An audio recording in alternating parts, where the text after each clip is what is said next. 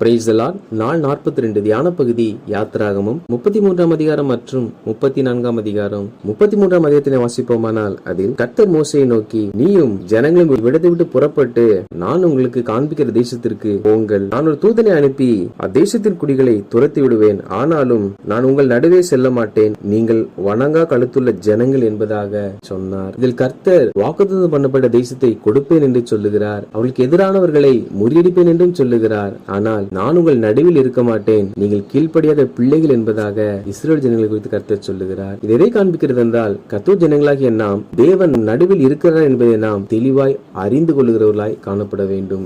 ஆண்டவராகிய தேவன் இஸ்ரவேல் ஜனங்களுக்கு வாக்குத்தத்தம் பண்ணப்பட்ட தேசத்தை தருவேன் என்று சொன்னார். அவர்களுக்கு எதிராய் வருகிற சூழ்நிலைகளை முறியடிப்பேன் என்று சொன்னார். ஆனாலும் தேவன் அந்த ஜனங்கள் மேல் பிரியமாய் இருக்கவில்லை. காரணம், அவர்கள் கர்த்தருடைய வார்த்தைகளுக்கு கீழ்ப்படியாத பிள்ளைகளாய் இருந்தார்கள். கீழ்ப்படியாதவர்களுக்கும் கர்த்தர் நன்மைகளை செய்வார். ஆனால் அவர்கள் நடுவே அவர் இருக்க மாட்டார். ஜனங்கள் நன்மைகளை விரும்பினார்கள், தேவனே விரும்பவில்லை. எனவே தேவன், நான் உங்கள் நடுவில் இருக்க மாட்டேன், உங்களுக்கு முன்பாக செல்வேன் என்று சொன்னார். துக்கமான வார்த்தைகளை ஜனங்கள் கேட்டபோது ஒருவர் தங்கள் ஆபரணங்களை போட்டுக் கொள்ளாமல் துக்கித்துக் கொண்டிருந்தார்களாம். இதை பார்க்கும் பொழுது ஜனங்கள் கர்த்தர் சொன்ன வார்த்தை நிமித்தம் துக்கப்படுகிறார்கள் என்பதாக நமக்கு காட்சியளிக்கலாம். ஆனால் இவர்கள் கர்த்தர் சொன்ன வார்த்தை நிமித்தம் துக்கப்படாமல் ஆபரணங்கள் போடக்கூடாது என்று கர்த்தர் சொன்ன வார்த்தை நிமித்தமாகவே துக்கப்பட்டார்களாம். இதை குறித்து, நீங்கள் வணங்கா கழுத்துள்ள ஜனங்கள் ஆகையால் நீங்கள் போட்டிருக்கிற உங்கள் ஆபரணங்கள் எல்லாம் கலற்றி போடுங்கள் என்பதாக கர்த்தர் சொல்லியிருந்தாராம். ஆண்டவர் இவ்வளவு வார்த்தைகள் பேசியும் அந்த தேவனுடைய அன்பை அவர்கள் புரிந்து கொள்ளாமல், நீங்கள் ஆபரணங்களை கலற்றி போடுங்கள் என்று கர்த்தர் சொன்ன வார்த்தை நிமித்தம் தங்கள் ஆபரணங்களை கலற்றப்படுவது நிமித்தமாக அவர்கள்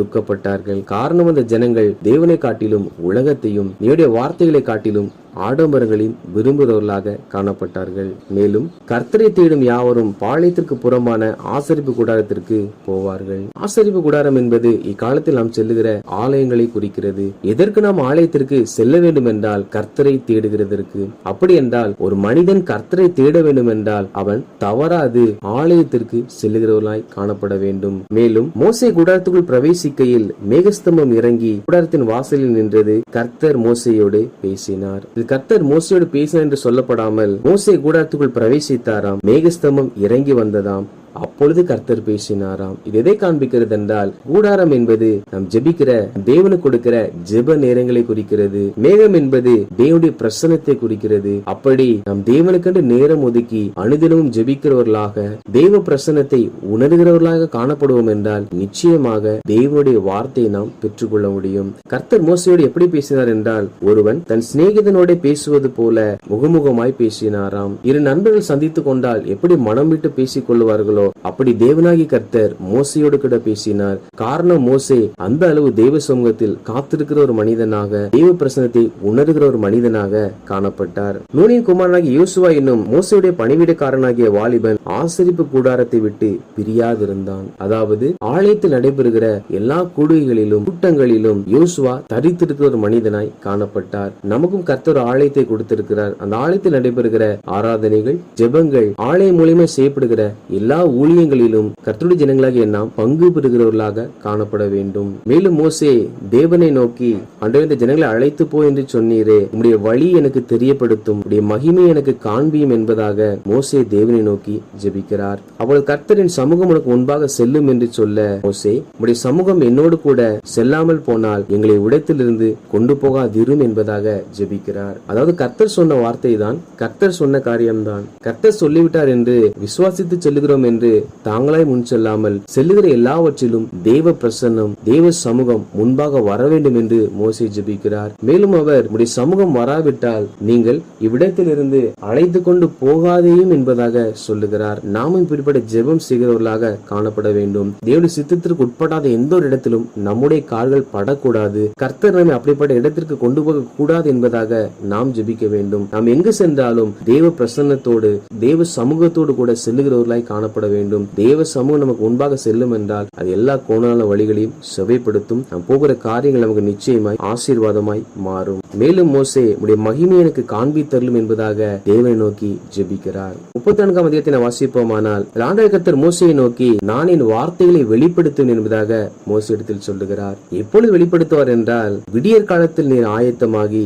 மலையின் உச்சியில் காலமேன் சமூகத்தில் வந்து நில். ஆண்டவர் நம்மோடு பேச விரும்புகிறார். வேதம் வாசிக்கும் போது வார்த்தைகள் நம்மோடு இடைப்பட விரும்புகிறது. ஆனால் அப்படி தேவனுடைய வார்த்தை நமக்கு வெளிப்பட வேண்டும் என்றால், கர்த்தர் நம்மோடு பேச வேண்டும் என்றால், அதற்கு நாம் விடியற் காலத்தில் எழுந்து தேவ சமூகத்தில் வருவதற்கு ஆயத்தமாகி தேவ சமூகத்தில் நிற்க வேண்டுமாம். அப்படி தேவன் சொன்னபடி மோசே காலத்தில் மலையின் மேல் ஏறி ஜெபிக்க ஆரம்பிக்கிறார். கர்த்தர் மேகத்தில் இறங்கி அங்கே மோசேயின் அருகில் நின்று தன் நாமத்தை கூறினாராம். அப்படி என்றால் அதிகாலையில் ஒரு மனிதன் எழுந்து ஜெபிக்க ஆரம்பிக்கும் பொழுது அவ்விடத்தில் தேவ பிரசன்னம், தேவ மகிமை இறங்கி வருகிறது. தேவன் இந்த இடத்தில் தன்னை வெளிப்படுத்துகிறார். இதில் கர்த்தர் தன்னுடைய நாமத்தை குறித்து சொல்லுகிறார். கர்த்தர் இரக்கமும் கிருபையும் நீடிய சாந்தமும் மிகுந்த தயமும் சத்தியமும் உள்ள தேவன், 1000 தலைமுறைகளுக்கு இரக்கத்தை காக்கிறவர், அக்கிரமத்தையும் மீறுதலையும் பாவத்தையும் மன்னிக்கிறவர், குற்றவாளிகளை குற்றமற்றவனாக விடாமல் பிதாக்கள் செய்த அக்கிரமத்தை பிள்ளைகளிடத்திலும் பிள்ளைகளுடைய பிள்ளைகளிடத்திலும்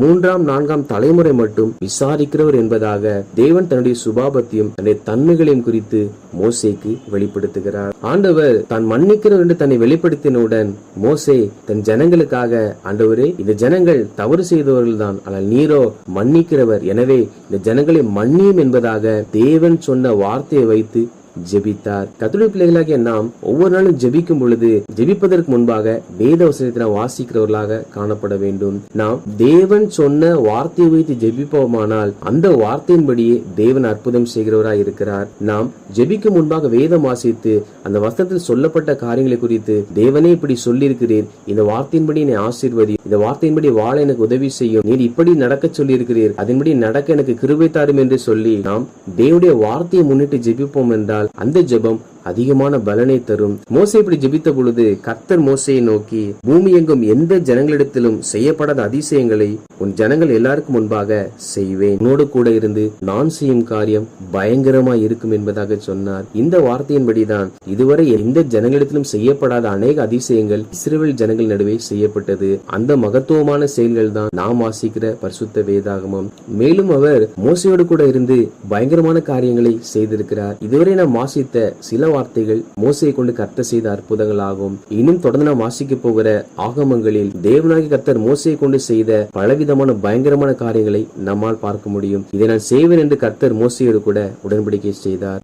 மேலும் ஆண்டவராகிய தேவன் மோசையை நோக்கி, நீங்கள் செல்ல போகிற அந்த கானானிய குடிகளோடு கூட நீங்கள் உடன்படிக்கை பண்ண வேண்டாம். நீங்கள் இப்படி செய்யும் பொழுது அவர்கள் தங்கள் தேவர்களை பின்பற்றும்படி அவள் விருந்துகளுக்கு விழாக்களுக்கு உங்களை அழைப்பார்கள். அப்பொழுது அவர்கள் உங்களிடத்திலிருந்து பெண் கொண்டு தங்கள் பெண்களை உங்களுக்கு கொடுத்து இது நிமித்தமாக அந்நிய தேவர்களை பின்பற்றும்படி செய்வார்கள். எனவே அவரோட உடன்படிக்கை செய்யாதீர்கள் என்பதாக சொல்லுகிறார். எனவே கர்த்தர் ஜனங்களாகிய நாம் ஒரு நாளும் தேவனை அறிய ஜனங்களோடு கூட உடன்படிக்கை செய்யவும், அவர்களிடத்திலிருந்து நாம் பெண் கொண்டு அதே சமயத்தில் நம் பிள்ளைகளையும் தேவனைய ஜனங்களிடத்தில் கொடுக்க கூடாது. கர்த்தருடைய சொல்ல காரணம் கர்த்தர் மதத்தை பார்க்கிறார் என்பதாக அர்த்தம் அல்ல. நாம் அப்படி தேவனை அறியாத குடும்பத்திலிருந்து பெண் எடுக்கவோ அல்லது நம்முடைய பெண்ணை கொடுக்கும் பொழுது தேவனை அறியாத அவர்கள் நம் பிள்ளைகளை அந்நிய தேவர்களை வணங்கும்படி செய்வார்கள். அப்படி அவர்கள் அந்நிய தேவர்களை வணங்கும் பொழுது அவர்கள் மேல் கர்த்தருடைய கோபம் வரும் என்பதை நாம் மறந்துவிடக் கூடாது.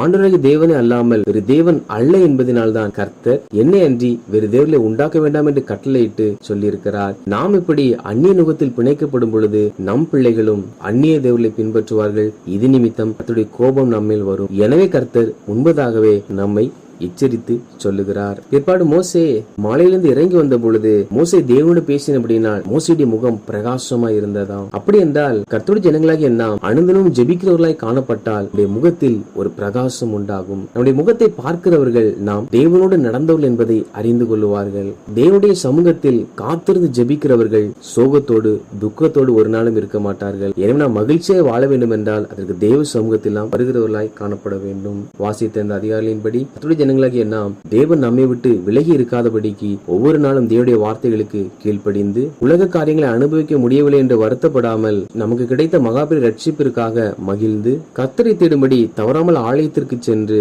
தேவனுக்கு நேரம் ஒதுக்கி அவருடைய பிரசன்னத்தை உணர்ந்து கொள்ளத்தக்கதாக ஜெபிப்போம். நிச்சயமே கர்த்தர் நம்மோடு பேசி நம்மை வழி நடத்துவார். மேலும் நாம் செல்லுகிற எல்லா இடங்களிலும் தேவ சமூகம் நம்மோடு கூட கடந்து வரவும் அதிகாலையில் எழுந்து ஆயத்தமாகி தேவ சமூகத்தில் காத்திருந்து தேவனுடைய வார்த்தைகளையும் தேவனோடு கூட உள்ள உறவையும் நாம் பலப்படுத்துகிறவர்களாய் காணப்பட வேண்டும். மேலும் கர்த்தர் சொன்ன வார்த்தையின்படி நாம் ஜெபித்து அந்நிய தேவனோடு கலவாமல் தேவனுக்கு எரிச்சல் மூட்டாமல் இரவும் பகலும் தேவனை நோக்கி ஜெபிக்கிறவர்களாய் காணப்படுவோம். நிச்சயமா கர்த்தர் அவருடைய முகத்தை நம்மை பிரகாசிக்க செய்து நம்மையும் நம் தலைமுறைகளையும் ஆசீர்வதிப்பார். ஆமேன்.